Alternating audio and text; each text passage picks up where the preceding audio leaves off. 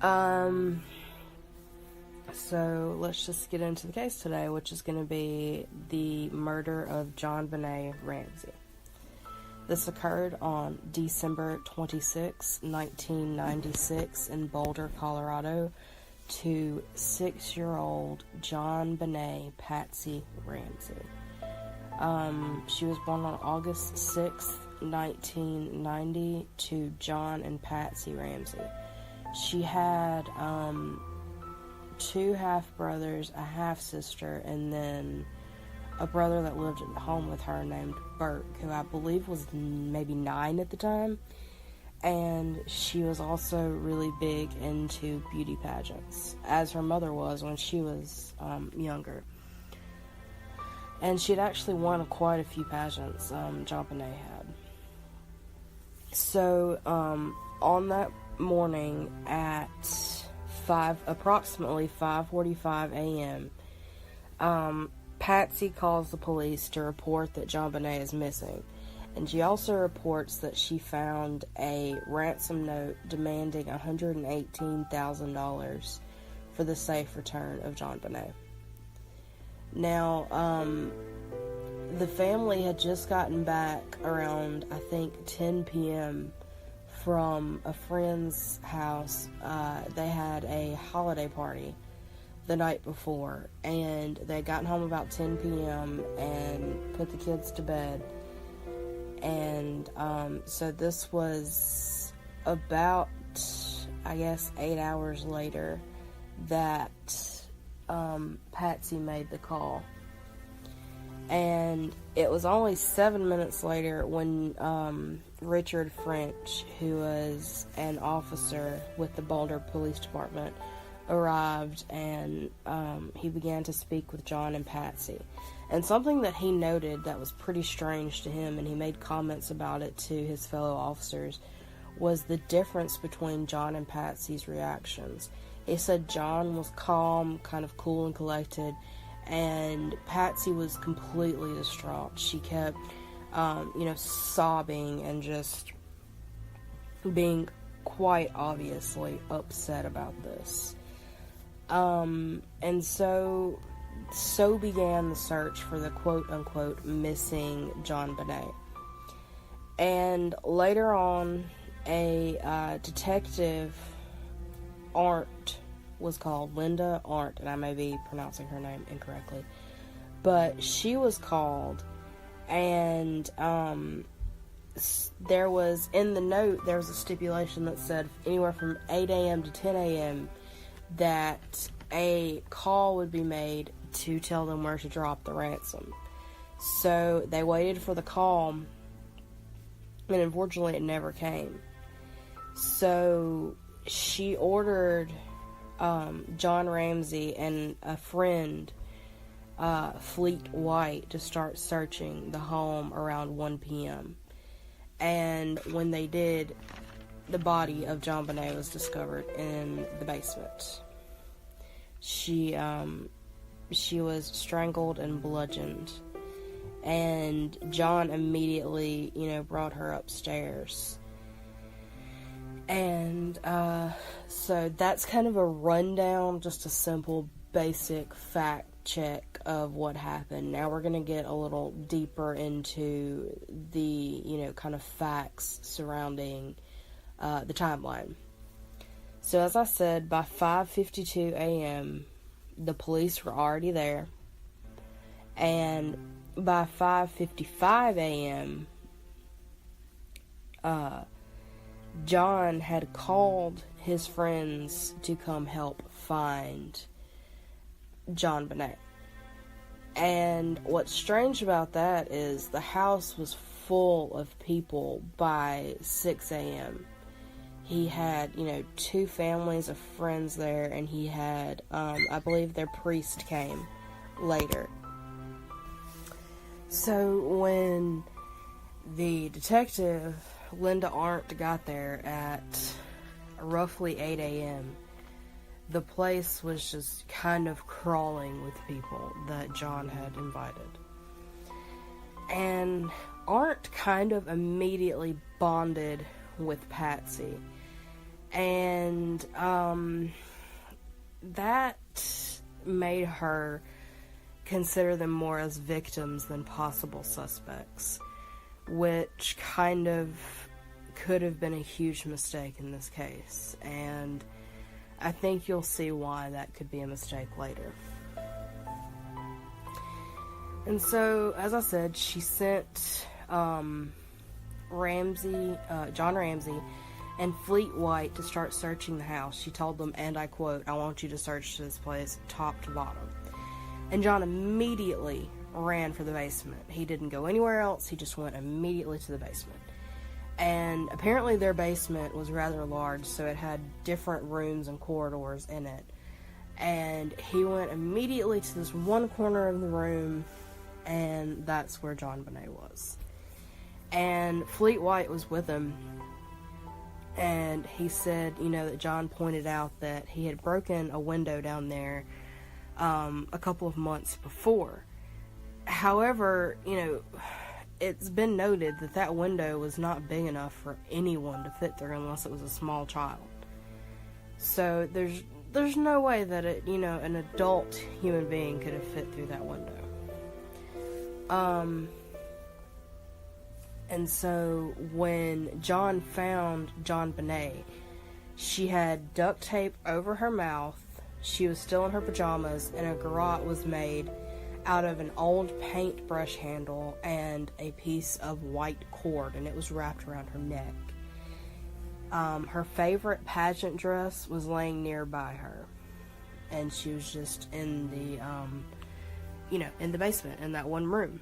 So John strips the tape off of her mouth, lifts her up, and carries her upstairs. When Patsy sees her, she's immediately distressed because, this is her child, this is her baby, and she's dead. And apparently John just he paced back and forth. He didn't really seem to be that upset, but, he certainly paced back and forth while Patsy was definitely distraught. One thing to note is during her autopsy, they discovered that JonBenet had a fractured skull, but that she had pineapple and milk in her stomach contents. And pineapple and milk was apparently a favorite treat of Burke and JonBenet. And I guess Patsy had let them have some before putting them to bed the night before.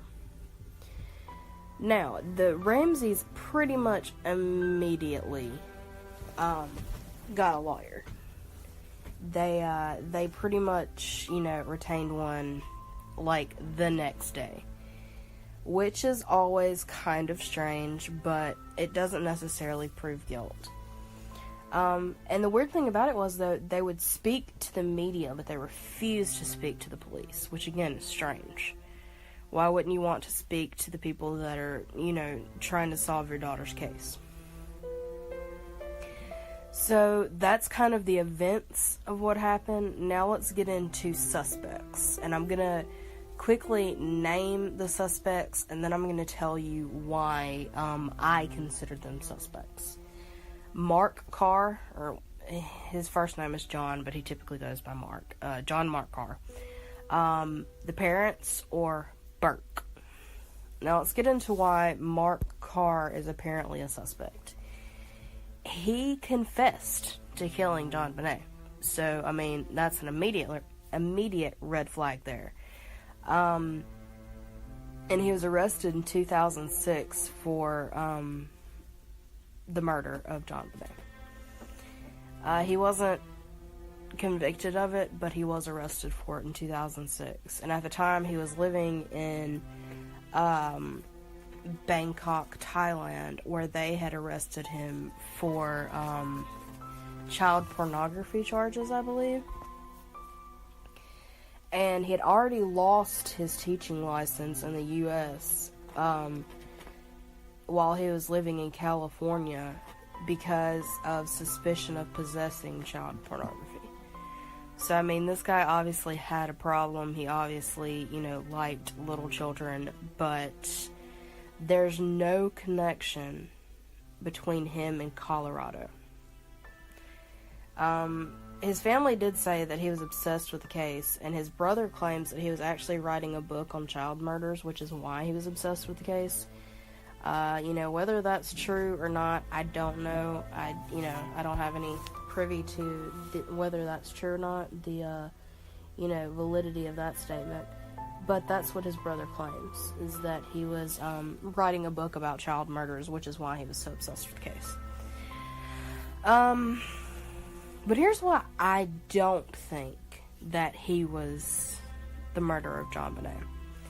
He was clearly obsessed with the case, but he has a solid alibi for the time of the murder from his wife.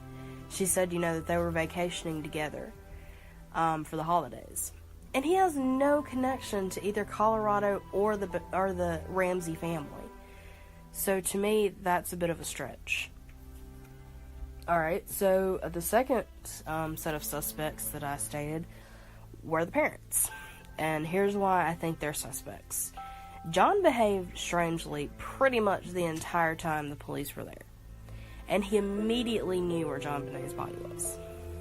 He didn't play around, he didn't go to a different room, he went directly to where the body was. There are also no signs of forced entry in the house, other than that broken window, which was made obvious that no one could have fit into.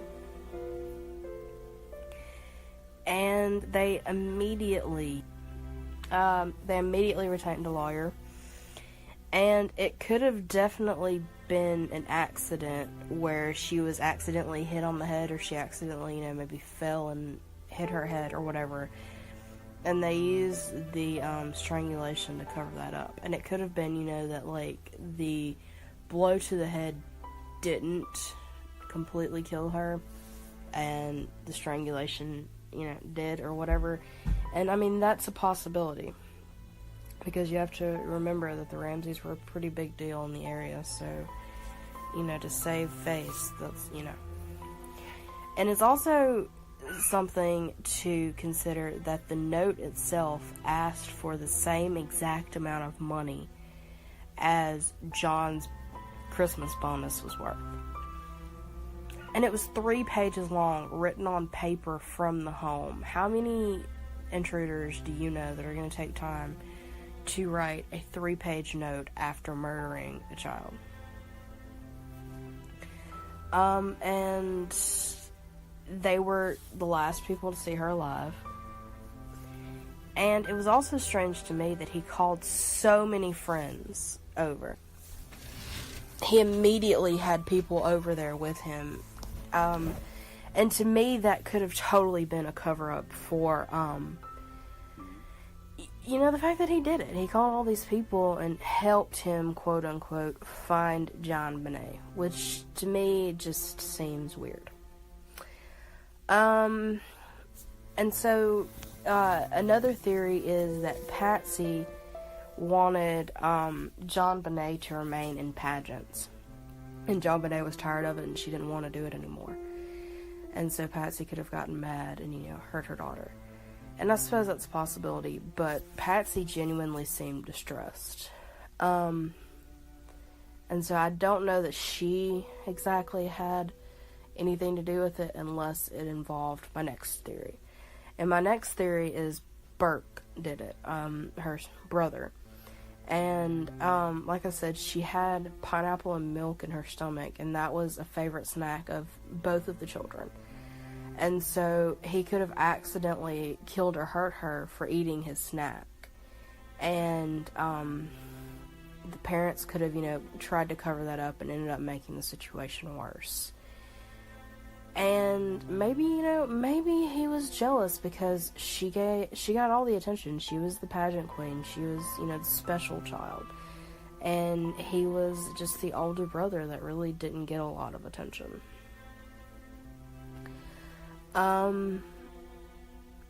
He was also one of the last people to see her alive because they ate a snack before they went to bed. And the parents could definitely have covered up him murdering or hurting his sister so that they wouldn't lose both of their children. I think that's a very strong possibility. And I think, that the way that he has acted in recent years in different interviews, he's just been completely strange about it. And that could be the fact that, he was a child and has grown up with this, in his life, and it's kind of shaped him into who he is now. Or it could be the fact that he, actually does know something. We don't know. And I think that's the problem, is nobody knows. This is, one of, America's, biggest unsolved cases. So, that is pretty much all I have as far as the case goes. I'd love to hear what you guys think about it. You can hit me up any of the traditional ways that you guys, are encouraged to contact me. And stay safe, stay curious, and I'll see you next time.